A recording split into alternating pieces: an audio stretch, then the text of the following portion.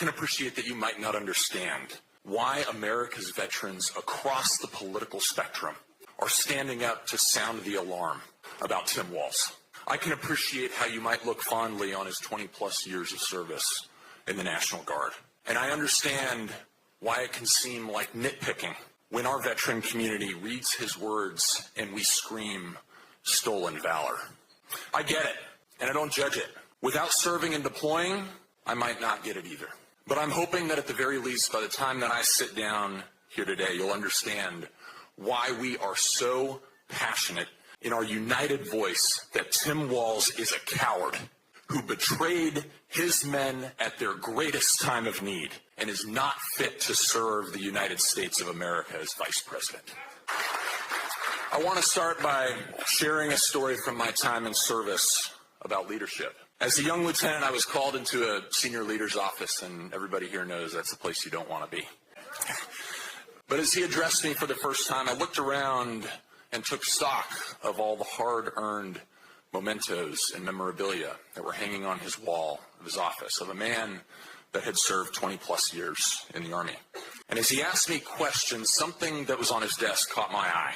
Sitting there was this simple, nondescript, framed picture of a young sergeant fitted in all of his combat gear. And the title at the top of the picture is, "This Man Pays for My Mistakes." And what struck me immediately was that picture was not facing outward as if to show others the picture.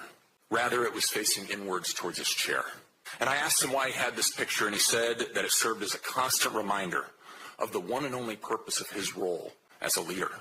And in that moment, I learned one of my most valuable lessons of leadership, and it was a lesson that served me through my deployments in Afghanistan. I learned that a leader is a servant who places the needs of his men and women above himself. A leader is someone that shows up day in and day out, not thinking about his own goals, but about what is best for those under his command.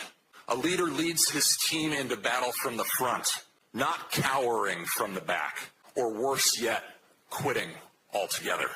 A leader understands that our country has placed its sons and its daughters, its mothers and its fathers, and its brothers and its sisters in his care. When a leader violates this trust, hell hath no fury like the men, women, mothers, and children impacted by that coward. The men and women standing in this VFW today have earned the right to be here. They have deployed to combat on behalf of a grateful nation. We have all served under good leaders and bad ones, and our experience has taught us to quickly spot the difference between the two. This ability to discern the quality of our leaders was earned with our blood, sweat, and tears, and in some cases, the limbs and the lives of our friends. And this is why we are standing here today.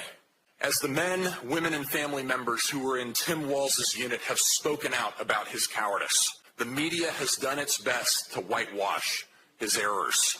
It was a misspeak when he said that he had gone to war, that he didn't, in fact, mean to accidentally print the wrong rank on the coins that he distributed, or that he may not have received the final paperwork locking his unit into their upcoming deployment to Iraq before he quit. We believe it is unforgivable to do what Tim Walz did, when among others, the command sergeant major who replaced him, the mother of one of his unit's fallen soldiers, and the unit's chaplain are calling him a coward. How dare Tim Walz call it simply partisan attacks?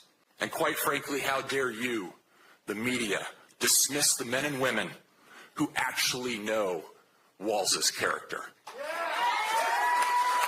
That's the thing about men and women who, like Senator Vance, have earned their membership as a veteran of foreign wars. Not one of us, we will not back down when we recognize a bad leader who will harm our brothers and sisters in arms. This is why we stand here today speaking out against Tim Walz. His actions have clearly shown that he does not care about the man who will pay for his mistakes. His own chaplain called him a coward. Think of that, his own chaplain.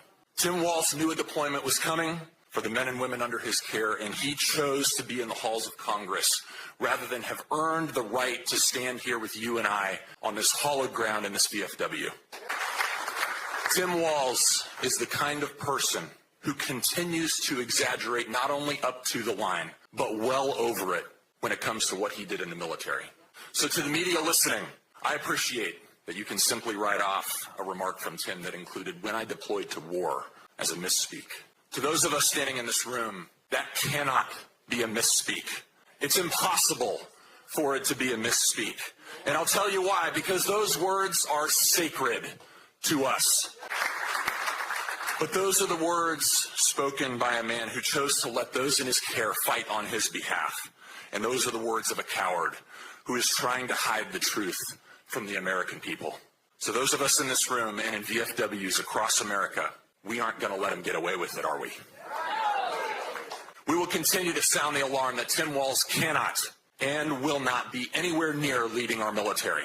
The only question that remains is whether the media will tell the truth or continue to cower right next to Tim Walz.